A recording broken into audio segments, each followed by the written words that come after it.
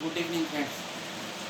ओम नमः शिवाय। दोस्तों आज ਆਪਾਂ रुद्र संहिता शिवपुराण ਦਾ ਜਿਹੜਾ ਇੱਕ ਪਾਰਟ ਆ ਉਹਦੇ ਬਾਰੇ ਥੋੜਾ ਚਰਚਾ ਕਰਾਂਗੇ।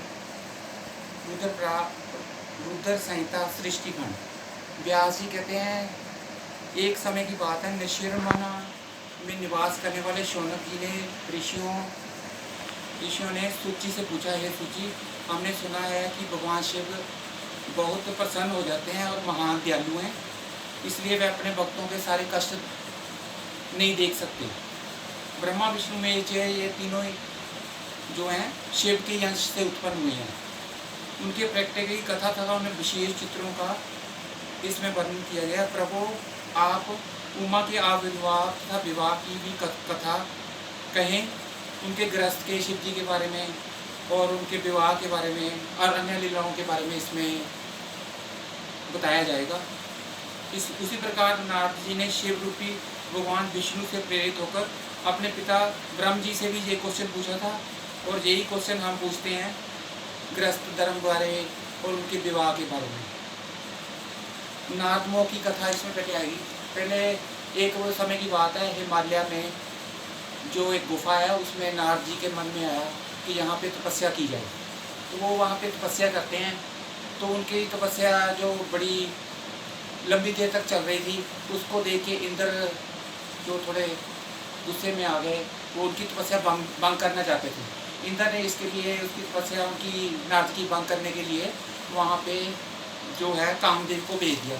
कामदेव ने कई लीलाएँ की नारद जी का ध्यान भंग करने के लिए, लेकिन वो उनका ध्यान भंग नहीं कर पाए। तो एक्चुअली जो है शिव जी की माया के कारण ऐसा हो सका भी वो उनका ध्यान नहीं भंग कर सके, क्योंकि शिव जी वो वहाँ पे पहले ही वहाँ पे भक्ति कर चुके थे, तपस्या कर चुके थे कुछ देर पहले, और उन्होंने कामदेव को वहाँ पे मार दिया था। लेकिन रति जो उनकी पत्नी है कामदेव की, और उसने और अन्य जो थे अपने मुनिजन, उन्होंने जांचना की वे इनको जिंदा कर दियो। तो कामदेव ने को भगवान शिव जी ने कहा कि ये कुछ देर बाद जीवित हो जाएंगे, ऐसा उन्होंने वरदान दिया। लेकिन तपस्या के बाद जब नारद जी ने सोचा कि मैंने कामदेव को मार दिया है, वो इस शिव जी की माया को समझ नहीं पाए, और वो पहले कैलाश पर्वत पर जाते हैं और वहाँ जाके शिव जी को बताते हैं कि मैंने जो है अपने कामदेव को मार दिया। तो वो शिव जी बड़े प्रसन्न होते हैं। वो कहते हैं यह बात आपने मेरे को तो बताती, विष्णु जी को ना बताना। लेकिन जो है अपने अभिमान के कारण जो शिव अपने नारद जी हैं, वो जब विष्णु लोक में जाते हैं विष्णु जी के पास, वहाँ जाके भी कह देते हैं मैंने कामदेव को मार दिया। तो उनसे रहा नहीं जाता। तो फिर वो जो है क्या कहते हैं, विष्णु जी उनकी बड़ी तारीफ करते हैं, कहते हैं आप तो शुरू से वैराग्य हैं, तो आपने मार दिया, बड़ा अच्छा किया। विष्णु जी बात सुनकर नारद जी प्रसन्न होकर वहाँ से चले जाते हैं। वो जब रास्ते में जाते हैं तो वहाँ पे ना विष्णु जी एक सुंदर नगरी बना देते हैं। वहाँ पे एक शील निधि नाम के राजा का राज्य बना देते हैं, और उसकी कन्या बड़ी सुंदर होती है, तो उसका नाम होता है श्रीमती। जब वो उधर से निकलते हैं, वो इतना सुंदर रमणीय क्षेत्र देख के वो शील निधि के द्वार पर जाते हैं। और शील निधि जो है उनकी पुत्री जो है अपनी श्रीमती सुलक्षणा, वो स्वयंवर के लिए जाने वाली थी। वो कहते हैं इनको आशीर्वाद दो, नारद जी को कहते हैं, और ये इसको स्वयंवर के लिए जा रही है। तो वो नारद जी वहाँ से आशीर्वाद उनको देकर जब निकल पड़ते हैं, तो रास्ते में उनके मन में विचार आता है कि इतनी सुंदर कन्या से मैं ही विवाह कर लेता हूँ, नारद जी सोचते हैं। तो वो अपनी बात जाके विष्णु लोक में विष्णु जी से बताते हैं। तो विष्णु जी को एकांत में जब बताते हैं, तो विष्णु जी से कहते हैं कि मेरे को अपने जैसा सुंदर बना दो, अपनी काया मेरे को दे दो जानी। तो विष्णु जी क्या करते हैं, विष्णु जी उनको चेहरा तो बानर का दे देते हैं, और जो शरीर है बाकी अपनी तरह का उनका मूर्ति के रूप में बना देते हैं। जब वो उन्हें इस बार का पता नहीं चलता नारद जी को, भी ऐसे मेरे साथ हुआ है, मेरे को बानर का मुख दिया गया। वो स्वयंवर में चले जाते हैं, और वो सोचते हैं अभी मेरे साथ वो कन्या इतने सुंदर को देखकर मेरे साथ शादी करेगी। तो वहाँ पे वो उनका चेहरा देख के बानर के रूप में वो बड़ी कुपित हो जाती, गुस्से में आ जाती है जो श्रीमती होती है। तो सुलक्षणा वो उधर से चली जाती है। इतने में जो विष्णु भगवान है वो भी जो है ना अपना राजा के वेश बदल कर बनाकर वहाँ पे आ जाते हैं और बहुत सुंदर लगते हैं। तो वो जो कन्या की स्वयंवर जिसका था वो उनके गले में हार डाल देती है, तो उनको अपना पति चुन लेती है। तो अपने उनका अपमान हुआ नारजी का, वो सोचते हैं किसी ने मेरे को देखा था नहीं, लेकिन शिव के 2 गणों ने, जिसे अपन शिव के पार्षद बोलते हैं, उन्होंने देख लिया था। जो शिव के पार्षद ने उनका मजाक उड़ाना शुरू कर दिया, उपहास करना शुरू कर दिया। तो शिव के जो पार्षद के मजाक से वो फिर उन्होंने कहा भाई आप प्रतिबिंब में, मैंने शीशे में देखो आप कैसे लग रहे हो। जब उन्होंने प्रतिबिंब में देखा तो उनके मुख पे जो बानर का जो चेहरा था, तो वो विष्णु जी पर बड़े गुस्से होते हैं। वो विष्णु जी के पास जाते हैं, उनको बड़ा बुरा बोलते हैं। वो उन्हें ये तो समझ नहीं आया भाई शिव जी ने माया के कारण ऐसे किया है। उन्होंने बोला था भाई तू ऐसे जाके बताना नहीं, वहाँ पे जाके विष्णु जी को भी मैंने जो है कामदेव को मार दिया। लेकिन वो बताते हैं भाई वानवंश, तो इस कारण उनके साथ तो ऐसा हुआ था। तो वो विष्णु जी को श्राप देते हैं कि तू भी एक दिन मनुष्य के जीवन में, मनुष्य के रूप में जन्म ले और बानर तेरी जहाँ वहाँ धरती पे सहायता करेंगे। जब ये होता तो शिव जी उनसे अपनी माया खींच लेते हैं और असली रूप में नारद जी आ जाते हैं। तो उन्हें एहसास होता है जब मैंने क्या कह दिया, वो व्याकुल हो जाते हैं। तो वो विष्णु जी से माफ़ी मांगते हैं और पश्चाताप करते हैं और विष्णु जी के चरणों में गिर पड़ते हैं। तो विष्णु जी से भगवान विष्णु का नारद जी को शिवा, तो भगवान विष्णु हैं तो कहते कोई बात नहीं, तो घबराओ ना। नारद जी को कहते तू शिव जी की पूजा करो, शिव जी की उपासना करो तो सब ठीक हो जाएगा। तो आपको शिव जी ने मोहित किया था तब ऐसे हुआ है। अपराधवन भगवान ने शिव में तुम्हें फल दिया है, और जो बता दिया ना मैंने पहले ही कि शिव जी ने अपराध के कारण उन्हें ऐसा फल दिया है, क्योंकि उन्होंने कहा था भाई विष्णु जी को नहीं बताना भी कामदेव को मारा। जो तीनों रूप है ब्रह्मा विष्णु महेश, ये तीनों एक ही हैं, ये तीनों शिव जी के रूप है। इन तीनों में रूपों में प्रकट होते हैं और सारे संशयों को त्याग कर शिव शतनाम स्त्रोत का पाठ करो, निरंतर इनकी उपासना करनी चाहिए, उनके भजन करने चाहिए और सारे दुख दर्द मिट जाते हैं और मनोरथ पूरे हो चुके हैं। भगवान शंकर की उपासना से सभी प्रकार के पातक एवं दोष समाप्त हो जाते हैं। इस प्रकार प्रसन्नचित्त विष्णु नारद मुनि को उपदेश देकर वहाँ से अंतर्गमन हो गए। इसके बाद आज जब नारद मुनि जी जो है वो शिव जी का ध्यान करते हैं और इसके बाद भूमंडल में सारी तरह घूमते अंत में काशी पहुँच जाते हैं। उसके बाद वो ना ब्रह्मलोक में चल जाते हैं। ब्रह्मलोक में जाकर ब्रह्मा जी से नारद जी पूछते हैं मेरे को शिव तत्व का नहीं पता, मेरे को विष्णु तत्व का तो पता चल गया था, शिव तत्व का नहीं पता, इसके बारे में मेरे को कुछ ज्ञान दो।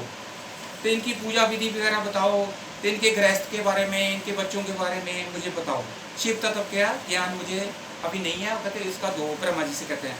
शिव धर्म का निरूपण देखो, तत्व ब्रह्म और साथी शेष रह गया था। जब एक बार बहुत ही अंधकार छाया और प्रलय आ गई और समस्त जगत नष्ट हो गया, तो तत्सत ब्रह्म इस श्रुति जो सत्य सुना जाता है एकमात्र यही शेष था। और जोगी जन इसे अपने हृदय में निरंतर रखते हैं। यानी शिव जी बचे थे, सब कुछ खत्म हो गया था, तो शिव जी ने वहाँ पे अपने उनके मन में सृष्टि की सृष्टि बनाई, उनके मन में आया। तो उन्होंने पहले तो अपने आप को एक सुंदर रूप दिया, मूर्ति के रूप में रूप दिया, क्योंकि वह निर्गुण थे। उन्होंने अपना जो वर्ण है वो कपूर के समान सफ़ेद रखा। उनके 5 मुख और 10 भुजाएं थी कि उसके बाद उन्होंने शिवा को यानी शक्ति को उत्पन्न किया, यानी उमा को उत्पन्न किया। तो फिर उनके बाद उन्होंने कहा वो काशी नगरी चले जाते हैं, और जो काशी है उनको बहुत ही प्रिय है।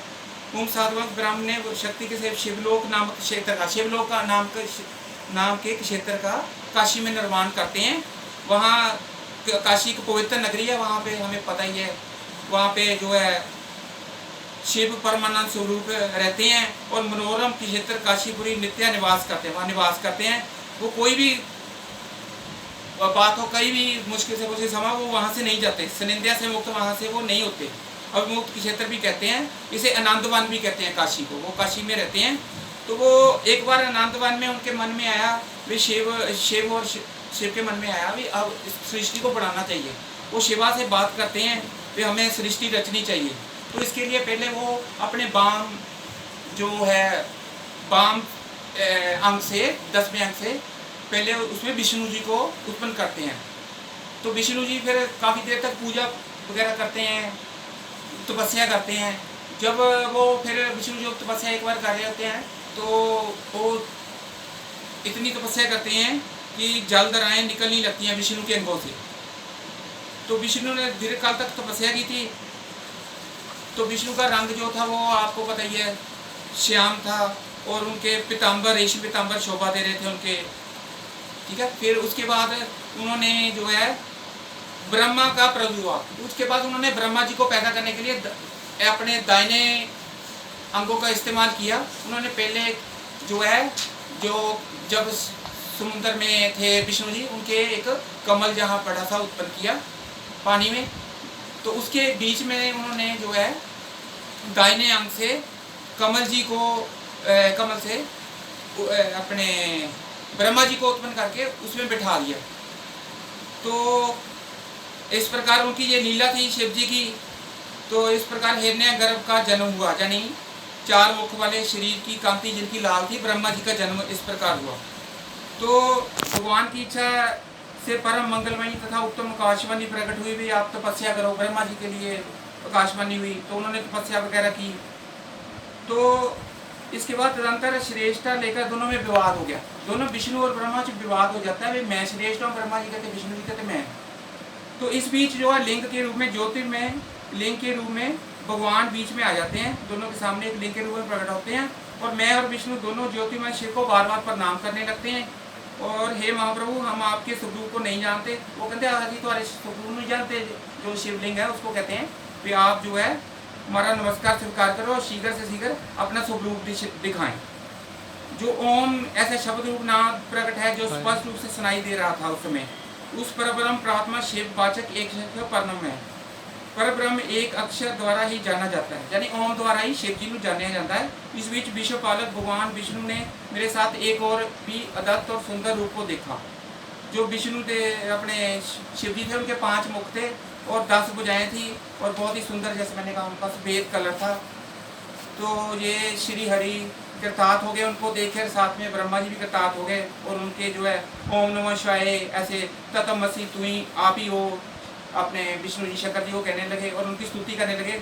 उसे खुश होकर शिव जी ने स्तुति से खुश हो गए बहुत, और उमा के साथ सहसा वहाँ प्रकट हो गए शिव जी उनसे खुश होकर।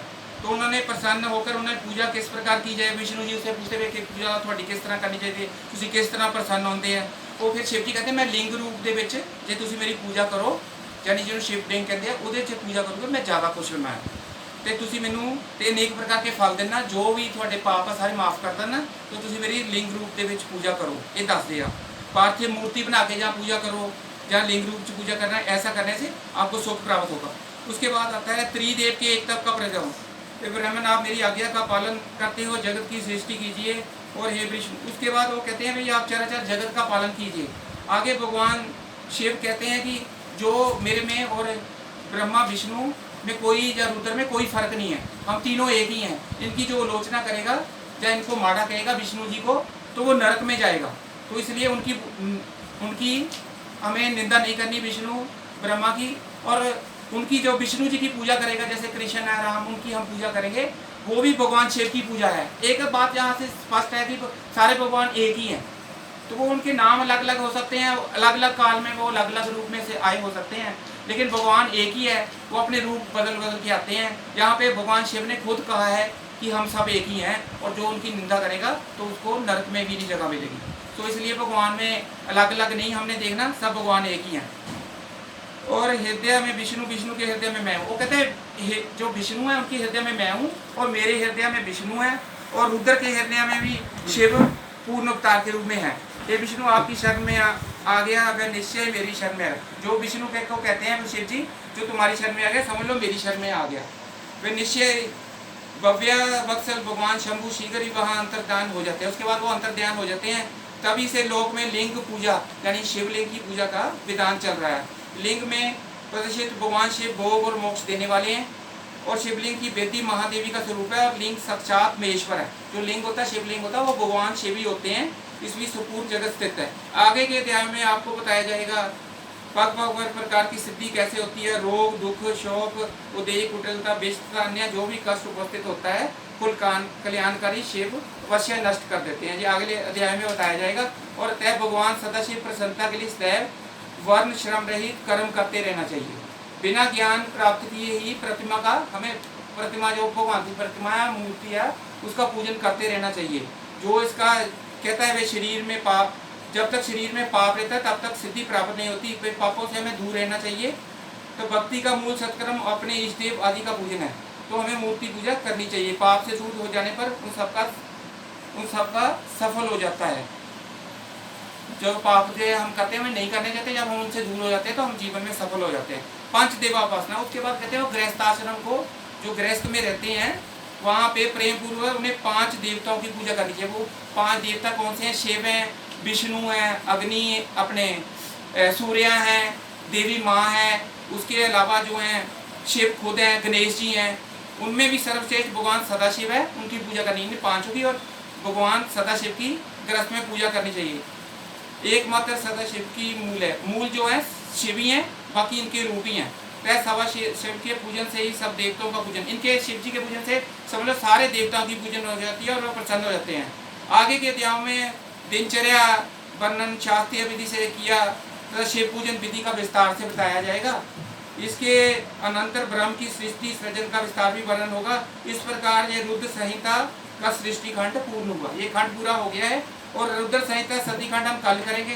तो इससे हमने ये सीखा है कि हमें पाप नहीं करना चाहिए और भगवान का नाम लेना चाहिए, उसकी पूजा करनी चाहिए और वो हमारे सब दुख सुख दूर करते, दुख सब दूर कर देते हैं और हमारे को मोक्ष की प्राप्ति देते हैं। तो इसलिए हमें मूर्ति पूजा में भी इनकार नहीं करना चाहिए और विष्णु, कृष्ण, शिव में कोई भेद नहीं रखना चाहिए। Thank you very much sir.